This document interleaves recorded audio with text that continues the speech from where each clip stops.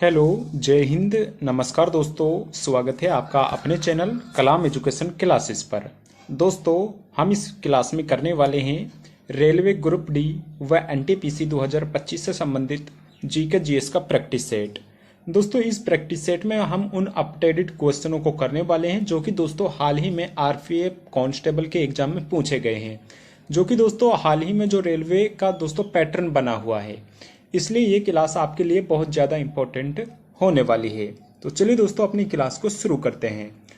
उससे पहले दोस्तों, अगर आप कर रहे हैं दोस्तों आरआरबी, ग्रुप डी, एनटीपीसी या दोस्तों रेलवे के किसी भी एग्जाम की तैयारी कर रहे हैं, तो आपके पास दोस्तों रेलवे की प्रीवियस ईयर की ये 4 बुक्स होना बहुत ज़रूरी है, जिनमें आपको दोस्तों रेलवे मैथ्स की बुक मिलेगी, रीजनिंग की, रेलवे जनरल स्टडीज़ व रेलवे जनरल साइंस।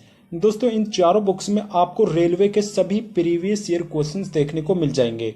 साथ में दोस्तों जो हाल ही में आरपीएफ का कांस्टेबल का एग्जाम हुआ है, तो दोस्तों उन क्वेश्चनों को भी इन बुक्स में अपडेटेड कर दिया गया है। मात्र दोस्तों 99 रुपीज़ में आपको इन चारों बुक्स की पीडीएफ्स मिल जाएंगी। अगर आपको इनकी दोस्तों पीडीएफ चाहिए तो आप इस व्हाट्सएप नंबर से हमसे कॉन्टैक्ट कर सकते हैं। साथ ही में दोस्तों हमारा व्हाट्सएप का नंबर आपको वीडियो के डिस्क्रिप्शन में भी देखने को मिल जाएगा। तो चलिए दोस्तों अब अपनी क्लास को शुरू करते हैं। दोस्तों, हमारी क्लास का पहला क्वेश्चन है और मोस्ट इंपॉर्टेंट क्वेश्चन है। इंदौर घराना भारतीय शास्त्रीय संगीत के प्रमुख मुखर घरानों में से एक है। इसकी स्थापना किसने की थी? दोस्तों, रेलवे के एग्जाम में यही क्वेश्चन दोस्तों ट्रेंडिंग में बने हुए हैं। पूछ रहा है कि दोस्तों किस घराने की स्थापना किसने की, तो ये आपके लिए बहुत ज्यादा इंपॉर्टेंट टॉपिक है। दोस्तों, इंदौर घराने की जो स्थापना की थी वो दोस्तों उस्ताद आमिर खान के द्वारा की गई थी। ऑप्शन नंबर फर्स्ट दोस्तों हमारा बिल्कुल राइट आंसर हो जाएगा। दोस्तों, उस्ताद आमिर खान के द्वारा इंदौर घराने की स्थापना की गई थी। दोस्तों, अब जान लेते हैं हम इंदौर घराने से जुड़े कुछ संबंधित अन्य व्यक्तियों की व दोस्तों अन्य घरानों के संस्थापकों की। तो दोस्तों उस्ताद आमिर खान ने दोस्तों इंदौर घराने के ये संस्थापक है।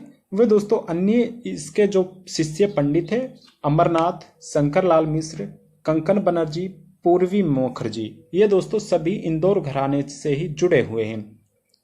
अन्य घराने और इसके संस्थापक दोस्तों अगर हम ग्वालियर घराने की बात करें तो इसकी स्थापना उस्ताद नाथन पीर बख्श के द्वारा की गई थी।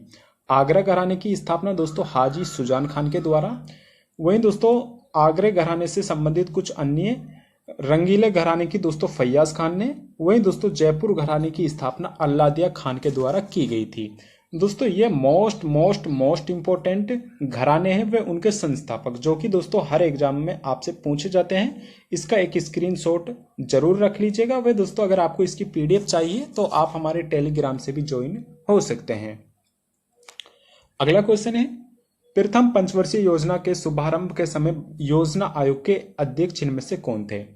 दोस्तों, भारत में जो पहली पंचवर्षीय योजना शुरू की गई थी तो वो दोस्तों 1950 में शुरू की गई थी। वहीं दोस्तों जो योजना आयोग के अध्यक्ष होते हैं वो दोस्तों भारत के पीएम होते हैं। वहीं दोस्तों जो प्रथम पंचवर्षीय योजना आयोग के अध्यक्ष थे वो दोस्तों जवाहरलाल नेहरू थे, क्योंकि दोस्तों 1950 में हमारे पीएम भी उस समय जवाहरलाल नेहरू जी थे। ऑप्शन नंबर डी दोस्तों हमारा बिल्कुल राइट आंसर हो जाएगा। दोस्तों अगर हम बात करें जवाहरलाल नेहरू की तो दोस्तों ये योजना आयोग के प्रथम अध्यक्ष थे।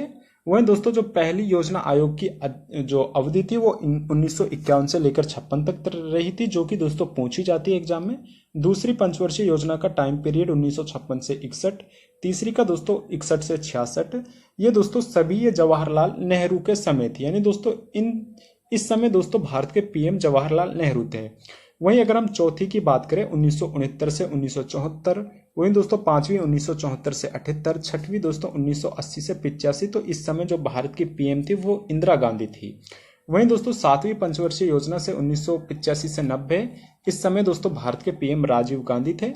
आठवीं पंचवर्षीय योजना के समय दोस्तों भारत के पीएम जो वो पीवी नरसिम्हा राव थे। नौवीं पंचवर्षीय योजना के समय दोस्तों 1997 से 2002 तक इसका टाइम पीरियड रहा था और इस समय भारत के पीएम अटल बिहारी वाजपेयी जी थे। 10वीं पंचवर्षीय योजना का कार्यकाल 2002 से 7, इस समय दोस्तों अटल बिहारी वाजपेयी और मनमोहन सिंह जी थे। यानी दोस्तों 2004 में दोस्तों सरकार बदल गई थी, तो उस समय जो कांग्रेस के नए पीएम बनाए गए थे वो मनमोहन सिंह जी बनाए गए थे। वहीं दोस्तों 2007 से 2012 वो दोस्तों 2012 से 2017 तक। तो इस समय जो भारत के पीएम रहे थे वो मनमोहन सिंह ही रहे थे। एक बार दोस्तों इनका टाइम पीरियड भी आपको जरूर से एक बार देख लेना है। नेक्स्ट क्वेश्चन है, निम्नलिखित में से कौन सा एक उत्सव और नृत्य है? दोस्तों इनमें से कौन सा एक उत्सव और नृत्य है? बैसाखी, उगादि, पोंगल या दोस्तों बिहू? तो दोस्तों अगर हम बिहू की बात करें तो ये दोस्तों असम का एक उत्सव भी है और दोस्तों नृत्य भी। वही दोस्तों बैसाखी, उगादि, पोंगल, ये दोस्तों ये तीनों ही ऐसे दोस्तों उत्सव है जो कि दोस्तों फसल कटाई के दौरान किए जाते हैं। इसलिए दोस्तों बिहू हमारा बिल्कुल राइट आंसर हो जाएगा। दोस्तों एक नृत्य और एक दोस्तों उत्सव है। अगर हम बात करें बिहू से तो दोस्तों बिहू असम से संबंधित है। असम के अन्य त्योहार माजुली, दैहिंग पटकाई, काजीरंगा, हाथी, अलियलिंगांग, रोंगकर और चौमांगकन, रासलीला, करम पूजा व दोस्तों बैसागु, ये सभी दोस्तों असम राज्य से ही संबंधित है। आपको दोस्तों ये भी याद रखने हैं और मोस्ट इंपॉर्टेंट है। अगला क्वेश्चन है हमारा, निम्नलिखित में से कौन सा रोग कवक के कारण होता है? दोस्तों इनमें से कौन सा एक रोग है जो कि दोस्तों कवक से होता है? ऑप्शन ए कोविड-19, दाद, तपेदिक या दोस्तों हैजा? दोस्तों कोविड-19 ये एक वायरस था, वहीं दोस्तों दाद है ये दोस्तों कवक के कारण होता है। ऑप्शन बी दोस्तों हमारा बिल्कुल राइट आंसर हो जाएगा। दोस्तों आप जानते हैं हम कुछ अन्य रोगों की व दोस्तों उनसे संबंधित दोस्तों वो किसके कारण होते हैं। तो दोस्तों दाद एक कवक जनित बीमारी है, मानव में विभिन्न रोगों के लिए उत्तरदायी होते हैं। एस्परगिलस संक्रमण, एथलीट फुट, जो किच दाद, ये दोस्तों सभी ये दोस्तों कवक के कारण होते हैं। जो भी आपको ये दिख रहे हैं कवक के कारण होते हैं। वहीं दोस्तों एक बार आप इसको जरूर पढ़ लीजिएगा। अगर हम बात करें दोस्तों तपेदिक की, तो दोस्तों तपेदिक से होने वाले एंथ्रेक्स, टेटनस, लेप्टोस्पाइरोसिस, निमोनिया, हैजा, बोटुलिज्म, बैक्टीरिया, ये दोस्तों सभी बैक्टीरिया से होने वाले हैं। एक बार आप इसको जरूर देख लीजिएगा क्योंकि दोस्तों ये बीमारियों से डायरेक्ट क्वेश्चन पूछा गया है। अगला क्वेश्चन है, फियरलेस गवर्नेंस नामक पुस्तक के लेखक कौन है? दोस्तों फियरलेस गवर्नेंस नामक पुस्तक के लेखक कौन है? तो ये दोस्तों किरण बेदी जी के द्वारा लिखी गई है। ऑप्शन डी दोस्तों हमारा बिल्कुल राइट आंसर हो जाएगा। दोस्तों अगर हम जाने कुछ किरण बेदी जी के द्वारा कुछ लिखी अन्य पुस्तकों की, तो उनकी अन्य पुस्तकें dare to do, for the new generation, what went wrong and why, कब तक सहोगे, प्रसिद्ध लेखक और पुस्तकें। दोस्तों अगर हम बात करें अनिरुद्ध सूरी की पुस्तक की, तो इन्होंने लिखे द ग्रेट टेक गेम। वहीं दोस्तों अनुज धर की पुस्तक है what happened to Netaji, back from the dead, CIAI on, ये दोस्तों साउथ एशिया है। दोस्तों ये किसके द्वारा? तो ये अनुज धर के द्वारा लिखी गई है। आप इनको एक बार जरूर देख लीजिएगा। अगला क्वेश्चन है, मगध महाजनपद किन नदियों से घिरा हुआ था? दोस्तों प्राचीन भारत में दोस्तों मगध महाजनपद की दोस्तों एक अलग ही पहचान थी। ये दोस्तों मगध महाजनपद दोस्तों वर्तमान में इनमें से किन नदियों के बीच घिरा हुआ था? दोस्तों गंगा और यमुना, गंगा और झेलम, गंगा और सोन, या दोस्तों गंगा और घाघरा। तो दोस्तों मगध महाजनपद दोस्तों ये आज के दोस्तों पटना को बोला जाता है। दोस्तों अगर हम बात करें गंगा और यमुना की, तो दोस्तों यमुना का पटना से लेना देना कोई नहीं है, झेलम का भी नहीं है, दोस्तों घाघरा का भी नहीं है। यानी दोस्तों जो मगध महाजनपद था वो दोस्तों गंगा और सोन नदियों के बीच में दोस्तों घिरा हुआ था। दोस्तों गंगा और सोन इन नदियों और भूमि की उर्वरता के कारण 6वीं शताब्दी में मगध महाजनपदों में सबसे शक्तिशाली बन गया। अब मगध बिहार क्षेत्र का एक भाग है। अगला क्वेश्चन है हमारा, हिंदू धार्मिक स्थल चंद्रनाथ पहाड़ी निम्नलिखित में से किस देश में स्थित है? दोस्तों चंद्रनाथ पहाड़ी इनमें से किस देश में स्थित है? तो ये दोस्तों बांग्लादेश के अंदर स्थित है। ऑप्शन सी हमारा बिल्कुल राइट आंसर हो जाएगा। दोस्तों अगर हम बात करें बांग्लादेश की, तो चंद्रनाथ मंदिर भी दोस्तों बांग्लादेश में ही स्थित है। यह चंद्रनाथ पहाड़ी की चोटी पर बांग्लादेश में सीता कुंड के पास स्थित एक शक्तिपीठ है। दोस्तों याद रखना चंद्रनाथ पहाड़ी व मंदिर दोस्तों ये बांग्लादेश के अंदर है। अगला क्वेश्चन है, राष्ट्रीय साक्षरता मिशन नेशनल लिटरेसी मिशन का गठन किस सन में किया गया था? दोस्तों भारत में राष्ट्रीय साक्षरता मिशन का गठन किस वर्ष में किया गया था? ऑप्शन है 1971, 82, 88 या दोस्तों 98। तो दोस्तों जो राष्ट्रीय साक्षरता मिशन थी इसका गठन दोस्तों 1988 में किया गया था। ऑप्शन नंबर सी हमारा बिल्कुल राइट आंसर हो जाएगा। दोस्तों अगर हम बात करें 1988 के राष्ट्रीय साक्षरता मिशन की, तो इसका लक्ष्य 15 से 35 वर्ष के लोगों को शिक्षित करना था। कार्यक्रम का मुख्य उद्देश्य महिलाओं, अनुसूचित जातियों और जनजातियों और पिछड़े वर्गों के बीच साक्षरता को बढ़ावा देना था। तो दोस्तों आपको याद रखना है, राष्ट्रीय साक्षरता मिशन की शुरुआत 1988 में की गई थी। वह इसका जो उद्देश्य था वो दोस्तों 15 से 35 वर्ष के आयु के बीच दोस्तों अनुसूचित जाति व अनुसूचित जनजाति व दोस्तों पिछड़े वर्ग के लोगों को दोस्तों साक्षर करना इसका दोस्तों मेन उद्देश्य था। अगला क्वेश्चन है, वर्नाक्यूलर प्रेस अधिनियम भारत के किस वायसराय के शासनकाल के दौरान लागू किया गया था? दोस्तों वर्नाक्यूलर प्रेस एक्ट ये दोस्तों 1878 में दोस्तों लागू किया गया था। ये दोस्तों लिटन के समय दोस्तों लागू किया गया था, क्योंकि दोस्तों इस समय जो भारत के वायसराय थे वो लिटन ही थे। ऑप्शन नंबर डी हमारा बिल्कुल राइट आंसर दोस्तों हो जाएगा।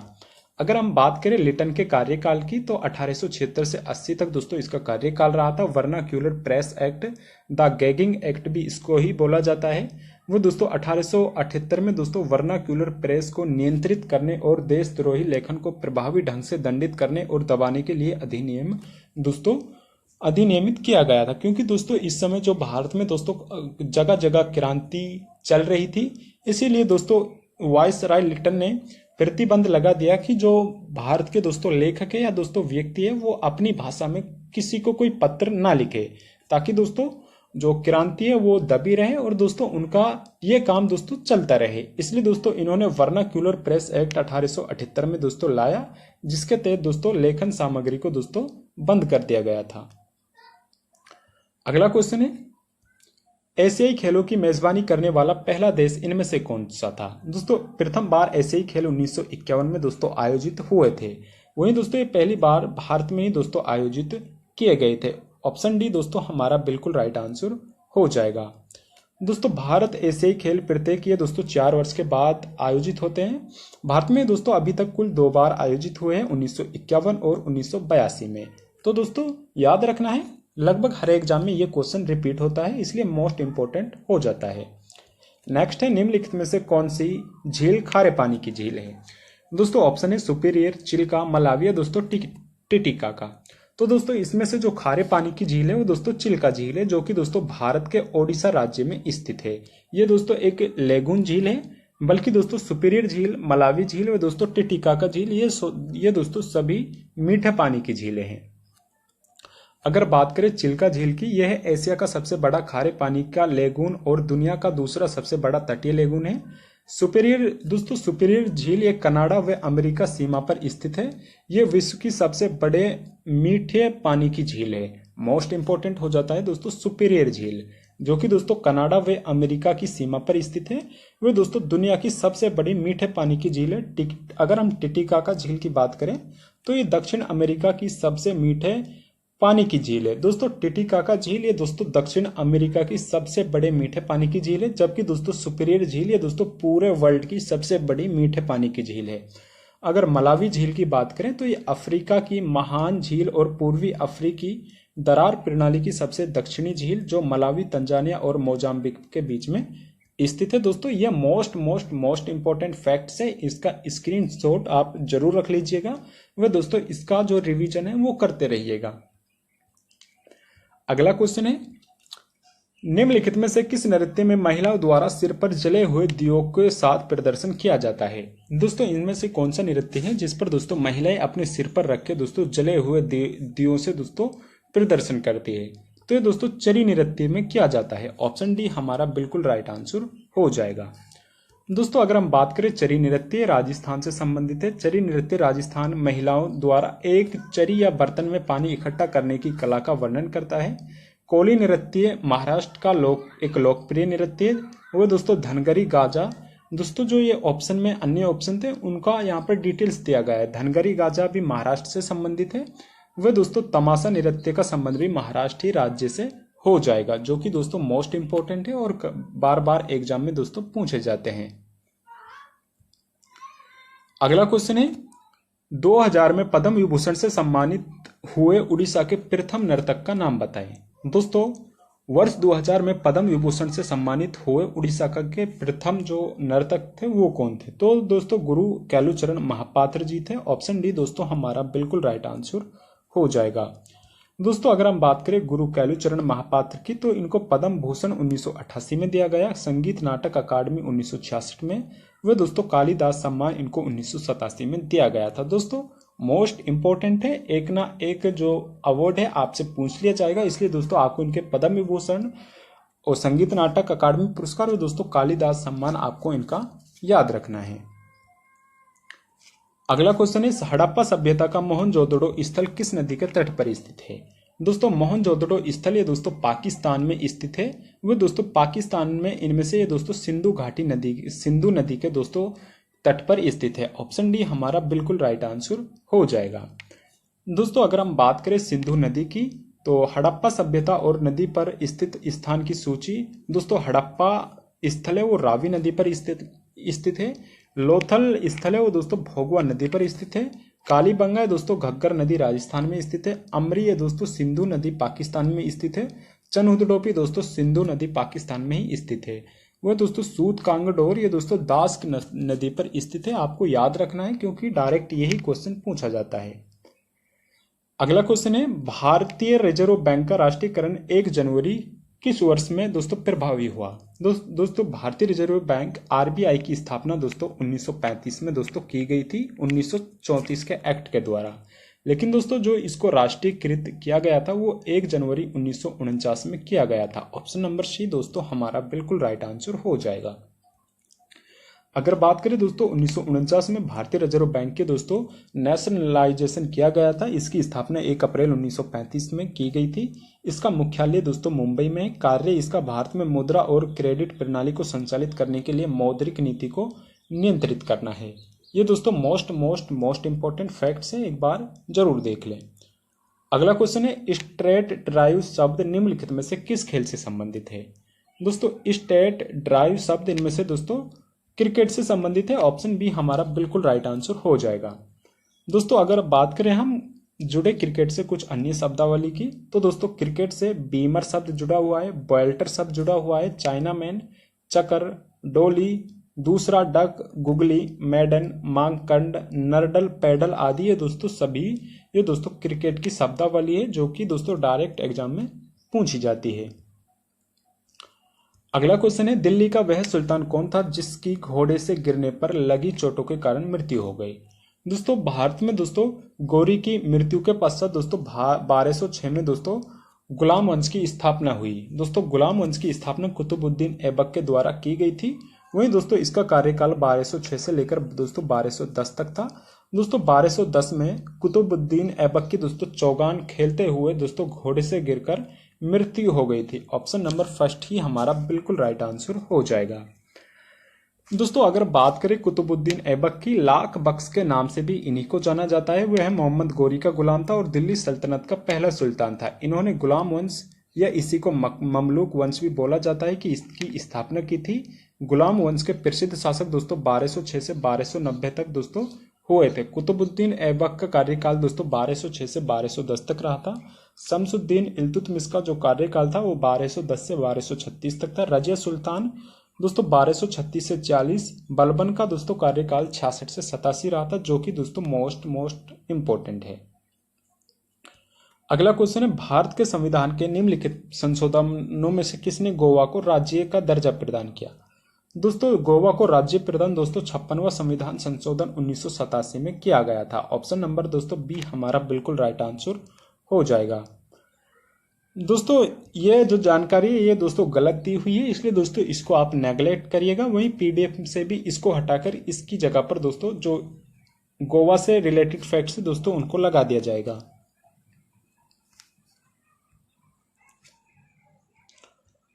अगला क्वेश्चन है दोस्तों भारत में जारवा व ओंगे जनजातियां कहाँ पाई जाती है? दोस्तों भारत में जारवा और ओंगे जनजातियां कहाँ पाई जाती है? ऑप्शन है दमन दीव, अंडमान निकोबार, छत्तीसगढ़ और दोस्तों अरुणाचल प्रदेश। तो दोस्तों इसका आंसर आपको बताना है कमेंट बॉक्स के अंदर। वे दोस्तों आप ये भी जरूर बताइएगा कि आपको क्लास कैसी लगी। अगर पसंद आई है तो एक लाइक जरूर करिएगा। वे चैनल पर नए हैं तो दोस्तों चैनल को सब्सक्राइब भी जरूर कर लीजिएगा। धन्यवाद।